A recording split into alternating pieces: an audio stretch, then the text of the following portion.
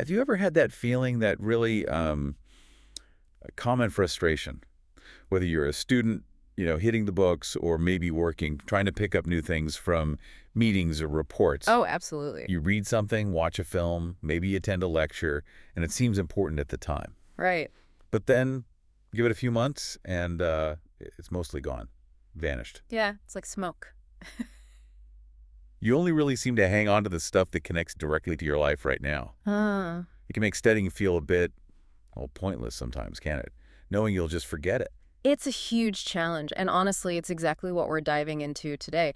Our mission here is to figure out how to, well, completely fix that, how you can build a memory for what you learn that actually lasts long term. Okay. We're going to break down a very practical approach, something you can really use. All right, let's unpack this then. We're Yep. drawing from a guide today that promises a solution to this forgetting problem, Mm. a way to make knowledge stick around for as long as possible. And what's really interesting about the source here is the person sharing these ideas. They live it. They say their methods are purely from personal experience. No notes or slides. Apparently not. They claim they could give a solid hour-long talk on almost any topic with just an hour of prep, Wow, which is, a pretty strong testament to their memory techniques. that's seriously impressive. Yeah. So how do we get there? Well, the core of this deep dive comes down to 3 steps. Simple steps, actually, but really actionable. Mhm. And you can apply them to anything: reading, watching videos, listening to audiobooks, even just learning from chats with friends. Right. This is where it starts to get really interesting, I think. So let's get into step 1, ignite your interest. This is like the bedrock of memory. It really is. It sounds almost funny, but the very first thing is choosing what to learn based on what you actually find interesting, your own curiosity. It's a fundamental truth, psychologically speaking. We find it so much easier to remember things we're genuinely curious about. And much harder to remember things we're bored by. Exactly. We're just wired that way. If you're excited about something, your brain pays more attention. It flags it as important. If you're not excited, well, good luck. Right. It's just a fact we have to kind of accept and work with. So the advice is lean into that. Mm. Explore anything that genuinely sparks something in you, even if it seems a bit, I don't know, unconventional, like games or soccer, maybe, as long as it's, healthy for you. Absolutely.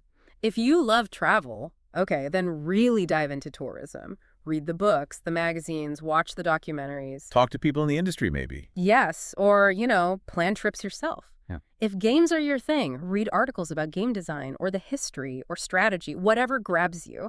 And the interesting thing is knowledge isn't static, right? You might start with one specific interest, like, say, game tutorials. Okay. But that can naturally lead you down other paths. Maybe you get interested in character design or the coding side of things, or even the business aspect. Makes sense. That initial spark can open up completely unexpected doors. It's about following that thread of interest. It connects back to an anecdote from the source material. The speaker mentioned reading a sports article Right, I remember that one. that had a huge impact, and they actually applied lessons from it to their business life. Yeah. And it boils down to that core idea: access to knowledge, the information that I love, and with interest. Find what you love.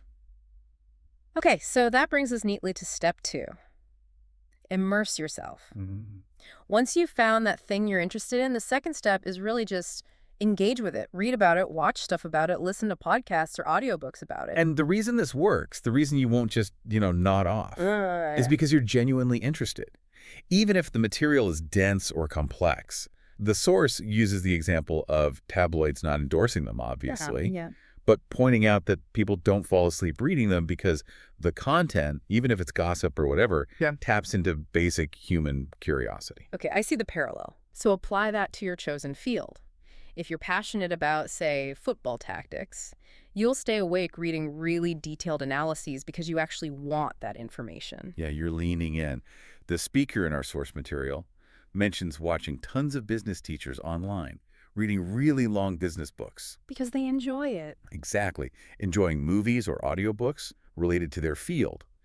The key isn't some magic reading tip. It's the enjoyment driving the engagement. Precisely. So, quick recap. Step 1 is pick what you like. Step 2 is just consume it. Read it, watch it, listen. Simple enough so far. Seems simple but crucial foundation. Right. But now for the third step. This is the one that apparently really cements the knowledge, the key to getting it locked into your brain for years, maybe even a decade. And that step is recall. Recall. Yes. So what does that actually mean in practice? Well, recall is a term from psychology. It basically means bringing the memory of something from the past into your mind, actively retrieving it. And the source argues this is the simplest, but also the most effective way to build natural long-term memory. Think about the magic of recall, as they put it. There's this interesting analogy. Why is pain often so hard to forget? Because often the person kind of replays it. They torment themselves thinking about it constantly, every day, every hour sometimes. Right. You relive it. Exactly. Whereas moments of happiness, we often forget those more easily because we don't actively take the time to remember them, to bring them back. Ah, I see. That's a fascinating insight. So that's the psychological trick for learning. That's the lever we can pull. So how do you apply it, practically speaking? This is where the 50-50 rule comes in. 50-50, okay. After you've consumed some piece of content, read an article, watched a video, finished a book chapter, whatever it is, you immediately set aside an equal amount of time just for recall. Equal time. So if I read for 30 minutes... You spend the next 30 minutes recalling. And you do it by asking yourself one key question. Among the knowledge that you just learned, which part did you feel most interested in? Just that one question. What was most interesting to me? That's the core of it. What resonated, what excited you. And this process, it really forces your brain to work. It has to actively go back, find the information, reconstruct it. Instead of just passively rereading. Exactly. And because the trigger, the stimulant, is your own interest, your own excitement, it doesn't feel like torture. It feels like a gift you're giving your brain. It helps the brain decide, this is important, this is worth keeping. And the feeling you get from that, the source says you'll feel, maybe for the first time, that you've really mastered the information. Yeah, like you truly own it now. You haven't just seen it, you've processed it. There's a great example they give about this, the Zinedine Zidane article. Yes, the football example. Right. So the speaker read this sports article, about 1,000 words, maybe like 3 or 4 pages in a book. Took him about 10 minutes to read. Okay. And then immediately after, they spent another 10 minutes just sitting there, actively recalling, asking that question. What was the point here that really grabbed me? What part felt most exciting? And what was it? What stuck out from the Zidane article?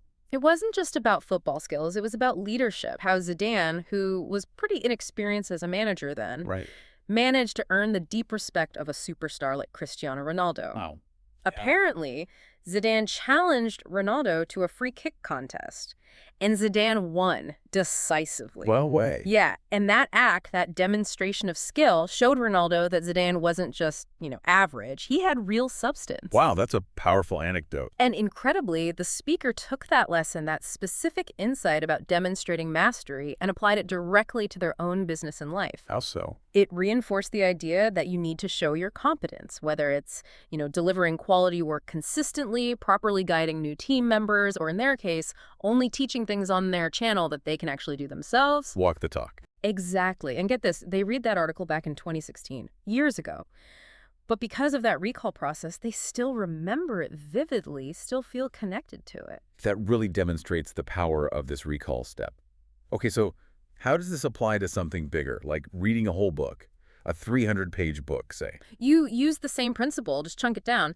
The suggestion is to pause roughly every, say, 3 pages, or whenever you feel like a distinct idea or lesson has emerged. So you don't wait till the end of the chapter of the book? No, you do it frequently. And each time you pause, you ask that same question again. What part here made me feel most excited? What bit did I love the most? And maybe write it down. Yeah, they suggest jotting it down is helpful on paper, or even just a note in the margin of the book itself. Okay. And if you do this consistently through a 300-page book, the claim is you could potentially pull out like 100 genuinely interesting points that you learned passionately. 100 things from one book that you'd actually remember. And remember in a way that sticks, so you never forget it for the rest of your life, as they put it. That's a bold claim. It is, but it highlights the potential shift in retention. But there's a warning attached, too. Oh. If you don't use this method, if you just read passively, well, that's when the boredom can creep in. You forget things quickly. You might even start blaming the book or the author. Oh, this book was boring. When really it was the way you read it. Potentially, yes. The lack of active engagement and recall means the information just doesn't get consolidated properly. And they also suggest maybe rereading books using this method. Yeah, for even stronger reinforcement, go back to a book months or even a year or two later, apply the same process. They argue this will make the knowledge truly unforgettable, even 10 years down the line. It sounds like it could genuinely change how you interact with information.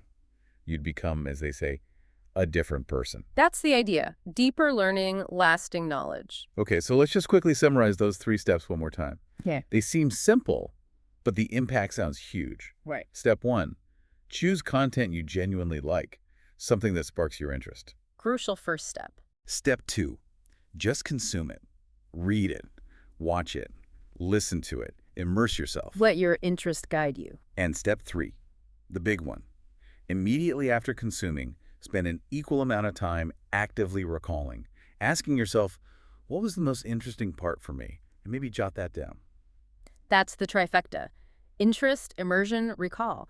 And connecting this to the bigger picture, this isn't just about acing tests or remembering trivia. Right. The real goal here is to increase your personal value, to deepen your understanding of things, maybe even improve your financial situation through better knowledge and skills. Because learning isn't much use if you just forget it all. Exactly. It's worthless if it doesn't stick. You have to remember it, internalize it, and ideally apply it. Application is key. The source speaker actually mentions they find real happiness if even a small fraction of their audience takes this knowledge and uses it to actually change something in their lives. Yeah, it shows the true value isn't just knowing, it's doing based on what you know and remember. So maybe a final thought for everyone listening. If you really want to master a book, or any subject really, what's the Zidane moment you're looking for? I like that. That one specific insight, that anecdote, that connection that really hits home, proves the value, and makes the whole thing unforgettable for you. Finding that might be the real key.